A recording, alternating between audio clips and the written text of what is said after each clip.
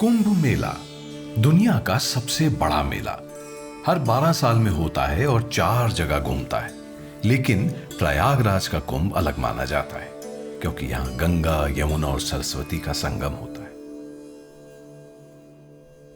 पर इसी प्रयागराज के कुछ कोने ऐसे भी हैं जहां रोज की बुनियादी जरूरतें पूरी करना भी एक संघर्ष है। इसी कमी को पूरा करने के लिए सोसाइटी फॉर इंटीग्रेटेड डेवलपमेंट काम कर रही है। 4 मुख्य क्षेत्रों पर ध्यान देते हैं ये लोग: health, digital literacy, child protection और फार्मिंग। ये लोग चुपचाप काम करते हैं, नाम या शोहरत के लिए नहीं, बल्कि एक ऐसी खामोश लड़ाई लड़ने के लिए जिससे किसी की जिंदगी थोड़ी बेहतर हो सके। और इन्हीं चुपचाप काम करने वाले लोगों में से एक हैं कविता जी। अपनी स्टडीज़ के बाद मैंने 1989 में Kamla Nehru memorial hospital as a social scientist join किया। उस समय वहाँ पे मैटरनल एंड चाइल्ड हेल्थ के प्रोग्राम चल रहे थे और उसमें हमारे पास हमने कई विलेजेस अडॉप्ट कर रखे थे। उन विलेजेस में हम लोगों ने हेल्थ सेंटर्स बनाए थे। वहाँ पे हमारे हेल्थ कैंप्स लगते थे। मेरे साथ में एक गायनेकोलॉजिस्ट रहती थी। उस समय वहाँ पे मैटरनल मॉर्टेलिटी और चाइल्ड मॉर्टेलिटी बहुत ज़्यादा थी।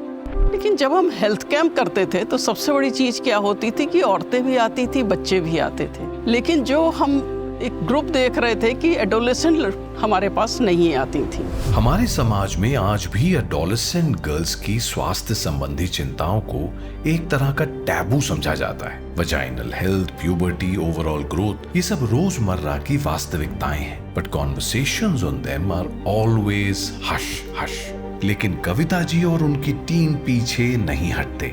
उन्होंने सॉल्यूशंस निकाले। पहला काम हमने किया कि हमने लड़कियों के लिए एक तो कैंप्स अलग से लगाने शुरू किए।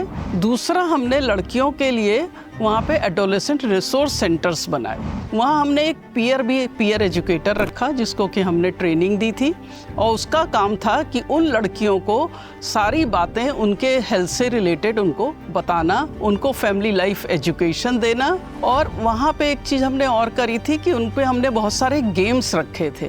वो गेम्स भी उनको जो थे चीज़ें बताते थे कि अगर उनको ये बीमारी हुई है तो क्यों हुई है। धीरे धीरे कविता जी के हेल्थ कैंप्स अपना प्रभाव दिखाने लगे। युवा लड़कियां जो पहले चुप रहती थी, उन्होंने मेंस्ट्रुएशन के बारे में समझना शुरू किया और जो बड़ी महिलाएं थीं, उनके लिए ये कैंप्स एक लाइफलाइन बन गए। But while Kavita ji's focus was health, destiny had another connection ready। इसी जर्नी में उनकी मुलाकात हुई सुशील जी से, जो अपनी अलग राह पर निकले हुए थे और ऑटिज्म के क्षेत्र में काम कर रहे थे। जैसे ही बच्चे होते हैं उनके घर में एक नया जैसे मतलब उल्लास ही खत्म हो जाता है। घर परिवार में कितना भी पढ़ा लिखा हो, अरे ऑटिज्म का बच्चा हो गया, अब क्या करेंगे, कैसे करेंगे, कैसे आगे बढ़ेगा, वो बहुत बड़ी समस्या चैलेंज होता है। फिर मैंने अपने टीचर्स से भी बात की कि इसमें होता क्या है, ऑटिज्म है क्या, इसको सोसाइटी के साथ कैसे जोड़ा जा सकता है, क्योंकि सोसाइटी के पार्ट ये बच्चे तो होते हैं लेकिन उनको उनके साथ कोलैबोरेट नहीं होते। इसी परिपेश में जब हम चलते गए तो डॉक्टर कविता जी से मुलाकात हुई। डॉक्टर कविता जी ने मुझे फिर इनवाइट किया।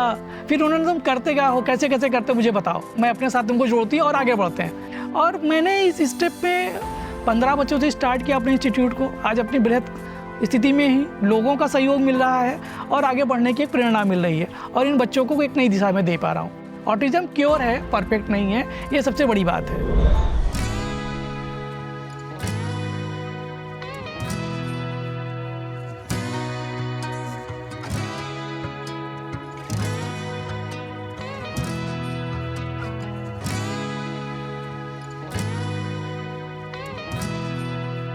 इसी परिवेश में सीखते बढ़ते हमारे 25 बच्चे ऑटिज्म के नॉर्मल कंडीशन में आए और अपनी लाइफ को रिस्पॉन्सिबली जी रहे हैं। सुशील जी का फोकस क्लियर था, ऑटिज्म। उन्होंने देखा कि ये सिर्फ एक मेडिकल टर्म नहीं है, बल्कि एक ऐसी स्थिति है जो बच्चों और उनके परिवारों की पूरी जिंदगी को अफेक्ट करती है। और ये केवल गाँव की बात नहीं है, एजुकेटेड वेल ऑफ फैमिलीज में भी अवेयरनेस की कमी है। और इसी जर्नी के साथ जुड़ते हैं संजय जी। उनका फोकस बच्चों की सुरक्षा पर है। बच्चों को क्राइम, ड्रग कंजम्पशन और चाइल्ड मैरिजेस जैसी स्थितियों से बचाना और समाज को इन संवेदनशील विषयों पर जागरूक करना। बच्चों के साथ हम लोग जागरूकता कार्यक्रम कर रहे हैं, जिसमें हम लोग हेल्पलाइन नंबर पे खास तौर से जोर दे रहे हैं और साथ ही साथ में ये भी बताया जा रहा है पोस्टर्स के माध्यम से कि जिसमें बाल विवाह और बाल श्रम को हम लोग किस तरीके से रोक सकते हैं। समूह के साथ बैठक करने पे हम लोग को ये पता चला कि लड़कियों के बीच में बाल श्रम, बाल विवाह और बाल शोषण का जो मुद्दा है वो काफ़ी निकल के बाहर आया। इसके लिए हम लोगों ने प्रशासन के साथ मिलकर हम लोगों ने काम किया, जिसमें जिला अधिकारी महोदय, जिला प्रोबेशन अधिकारी और बेसिक शिक्षा अधिकारी महोदय के साथ मिलकर हम लोग काम कर रहे हैं इस मुद्दे को दूर करने के लिए। अवेयरनेस प्रोग्राम के दौरान हम लोगों ने ये भी देखा कि जो लड़के ड्रॉप आउट थे और जो स्कूल नहीं जा रहे हैं, जो स्कूल छोड़ दिए, उनमें नशा की प्रवृत्ति बहुत ज़्यादा थी। तो उन लोगों को दूर करने के लिए अपने साथ जोड़ा गया। उन लोगों को नशा मुक्त अभियान के तहत हम लोगों ने उनके साथ मिलकर काम किया, जो इससे दूर होके और इसके डेवलपमेंट कार्यक्रम के साथ वो जुड़ रहे हैं। ये ऑर्गेनाइजेशन केवल हेल्थ और सेफ्टी पर ही ध्यान नहीं देते, बल्कि फार्मिंग पर भी केंद्रित है, helping farmers realise that there is much more beyond just fertilisers.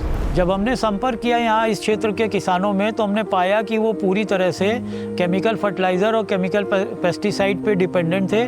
और किसानों से बातचीत करने पर मालूम चला कि वो इसके अलावा और कोई चीज़ जानते ही नहीं है, अल्टरनेटिव कोई भी प्राकृतिक खेती से रिलेटेड कोई चीज़ नहीं जानते हैं। तो हम लोगों ने उनको कन्विंस किया और अपना ये वर्मी कंपोस्टिंग, ये मैन्योरिंग का प्रोजेक्ट उनके सामने रखा, जिसमें कि वो बहुत उन्होंने बढ़ चढ़ के हिस्सा लिया। इसकी वजह से सॉइल जो ऊसर हो रही थी केमिकल फर्टिलाइज़र और पेस्टिसाइड की वजह से, वो धीरे धीरे रिक्लेम होने लग गई।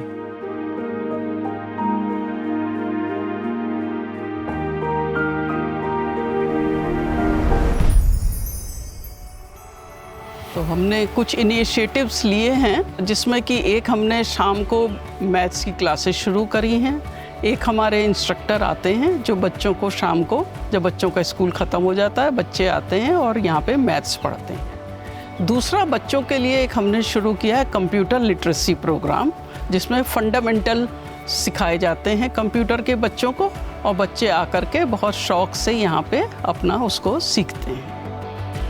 हमारे जो अदर प्रोजेक्ट्स चल रहे हैं, जैसे प्रोजेक्ट आहाना है, इसको भी हमें एक्सपेंड करना है। हमारा बायो फर्टिलाइज़र का प्रोजेक्ट है। बायो फर्टिलाइज़र में हमारे बेड्स लग रहे हैं, किसानों को फ़ायदा हो रहा है उससे, वो अपना प्रोडक्ट को सेल भी कर पा रहे हैं और उससे उनको बाई बैक हो रहा है। Kavita ji and the team of Society for Integrated Development, for years they have been working with one clear mission: to stand by people in need. Health, education, digital literacy, child care and protection, farmers and their families. हर जगह ये चुपचाप अपना योगदान दे रहे हैं। ये वही पहलू है प्रयागराज का जो शायद ही कभी देखा जाता है, खामोश लेकिन ताकतवर। और ऐसे ही लोग हैं जो किसी इंसान को अपना सुनहरा भविष्य देखने की हिम्मत देते हैं। क्योंकि हीरो का उल्टा विलन नहीं होता, हीरो का उल्टा होता है तमाशबीन।